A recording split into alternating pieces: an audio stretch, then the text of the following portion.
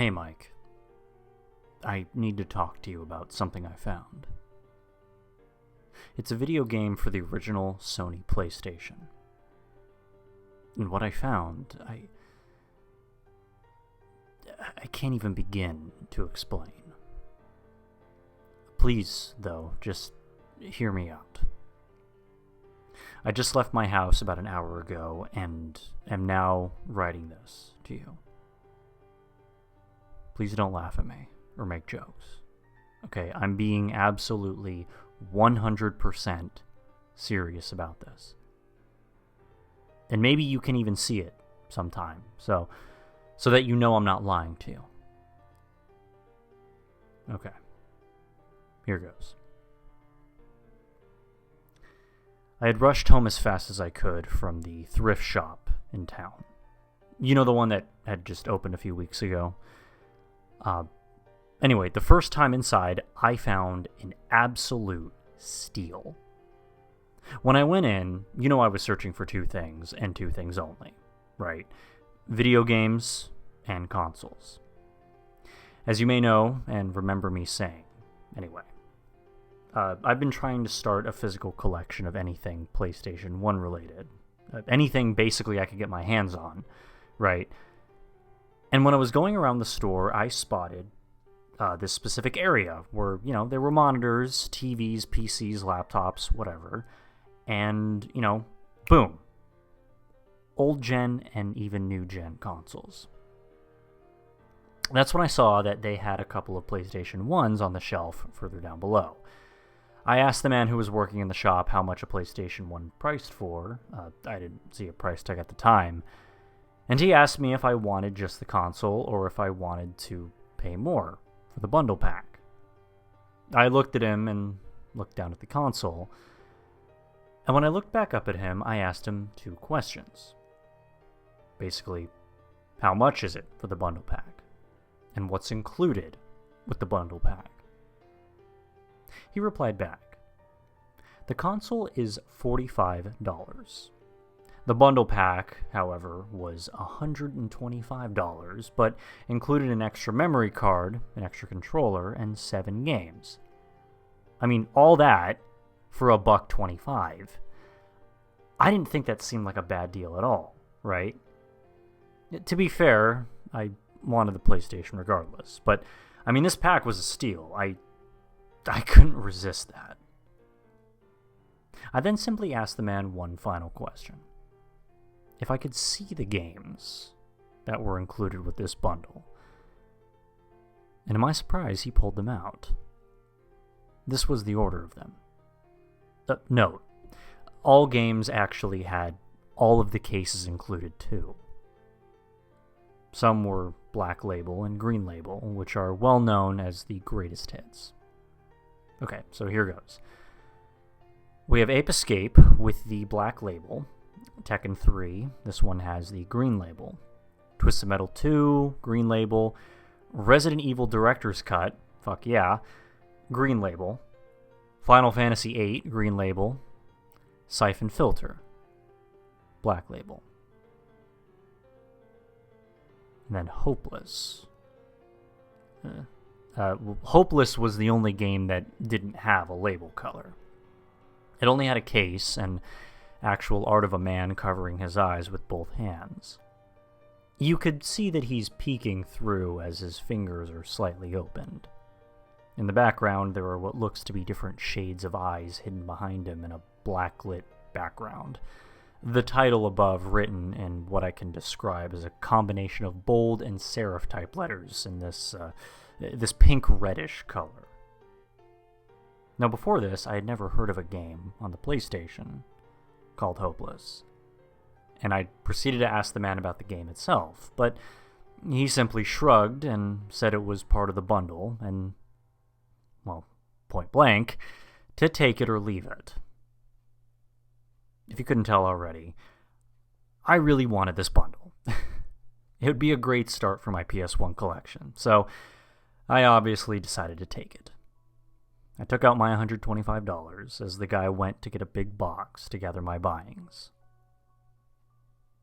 And I rushed home as fast as I could. And when I got home, well, suffice to say it didn't take long to get everything out of the box and set up. I had put in that memory card. As stated before, I decided to start off with some good old Twisted Metal. Remember playing that shit back in the day? After playing a good 45 minutes or so, blowing up and pulverizing cars and the like, I paused it and I took it out. I then put in the director's cut of Resident Evil. I started a new game as Jill Valentine on Advanced Mode. Little secret, if you don't know, by the way, Mike. If you go to Advanced Mode on the main menu screen for Director's Cut and hold down right on the D-pad for about 5 seconds or so, Advanced Mode would turn green. This gives you double ammo. It also gives you a higher chance to make zombies' head explode, sometimes even with a single shot from your handgun. After playing the game for a good bit, collecting the shotgun and hearing the classic Jill sandwich line, remember that? I got through a good amount. I played the piano in the music room and switched each emblem to their proper places. I did the picture puzzle where the crows are just hanging about, collected keys, and fought that giant snake, making it from the mansion all the way to the guardhouse. I then saved my game and took a break. I went to go make some dinner in my kitchen, and after filling my stomach with the chicken finger TV dinner I ate, my eyes swerved over to the living room, over near the games sitting next to the PS1. And for some reason, my eyes just caught themselves staring at Hopeless. I mean, I was curious about it. I went on the internet for a few moments to try to research it, but zero results for any game on the PlayStation 1 called Hopeless. I know what you're probably thinking. There's probably a reason it can't be found. I was thinking that maybe it was a rare unreleased game, perhaps underground, maybe even homemade. I popped out Resident Evil and put it back in its case. I grabbed Hopeless and opened the case. Inside was just a disc that looked to be pure white, with the word Hopeless written in red Sharpie. I examined the disc, and thankfully no scratches on the back or really any indication of damage. I put it into the PlayStation, and wasn't really expecting anything amazing at all. What I found was what I can only describe as something that would later scare the shit out of me. That's not something that happens often. It starts off with a gaming company called Cantiment Games. It looked like just an average logo screen, and then it goes to a loading screen. As soon as it came to the main menu, I saw 3 options: New Game, Load Game, and Options. I selected New Game, and it started me. No difficulties that I saw firsthand. I guess the game itself is set on whatever difficulty that the developer made specifically for the game. I started in a bedroom. My character was what seemed to be a man, and he sat up on the bed holding his head. The man then said, "Ow, my head. What happened last night?" In the same monotone-esque voiceovers that we all know and love of the era. I can't remember a thing. I should call Ninja. Maybe she could help me remember. I was in control of the man. It took me into what was pretty much a point-and-click game, almost akin to the style of Clock Tower, if you've ever played the game before, anyway. Pretty much what it is you have a mouse on screen that you control wherever or whatever you click on. Your character will walk or run and inspect objects to find keys, puzzle items, open doors, things like that, you know. I used the mouse on screen and navigated my guy around the room. I came across two things in particular. The first being a note stating I had fun last night. Maybe we could do it again sometime. Call me when you wake up. Nina. The second thing was a pocket knife. When I inspected it in my inventory menu, it simply read, just a standard pocket knife. Maybe it can be used for something. I walked out of the room, which immediately took my character to an upstairs hallway. Two other doors besides the one I had just come out of were there. I clicked my way using the X button to the first door. My character would then say, I need a key for this door, but I forgot where I put it. It should be somewhere downstairs. I then went to the door across it. It opened. Inside was the bathroom. After carefully inspecting the room, I was only met with the sink and mirror. The sink had a red substance, which indicated it was blood. And the mirror had two takeable items: alcohol and bandages. After leaving the bathroom, I made my way to downstairs in the hallway, but my character would not go down. I thought to myself for a few minutes, absolutely dumbfounded. I mean, I obviously needed to get down there, to get other objects, including the key for the door. I thought maybe I missed something. So I searched everything in the hall back to the room I had started in and the bathroom again, and nothing. I mean, I couldn't believe it.